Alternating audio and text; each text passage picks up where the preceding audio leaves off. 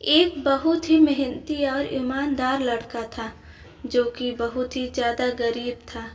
वह दिन रात यही सोचता था कि वह खूब मेहनत से पढ़ाई करेगा और एक अच्छी सी नौकरी लेकर अपनी एक कार खरीदेगा। वह जब भी रास्ते में कोई कार देखता तो वह सपनों में खो जाता और सोचने लगता कि मुझको कब अपनी कार नसीब होगी। उसने ग्रेजुएशन करने के बाद एक नौकरी करनी स्टार्ट कर दिया। कुछ दिन बाद उसकी शादी हो गई और कुछ टाइम के बाद उसका एक बेटा भी पैदा हो गया, लेकिन अभी तक वह एक कार नहीं खरीद पाया था।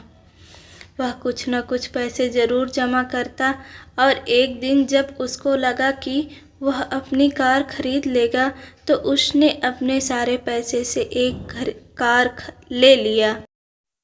एक दिन वह अपने कार को खूब रगड़ रगड़ कर धो रहा था। तभी उसका बेटा आया और उसने उस पर कुछ पत्थर से लिख दिया। उसने जैसे ही देखा कि वह कुछ लिख रहा था, वह उसको पीटने लगा और उसको ले जाकर कमरे में छोड़ दिया। वापस आकर फिर से वह अपने कार को धोना शुरू कर दिया। फिर वह उस जगह पहुंच गया जहां उसका बेटा कुछ लिख रहा था।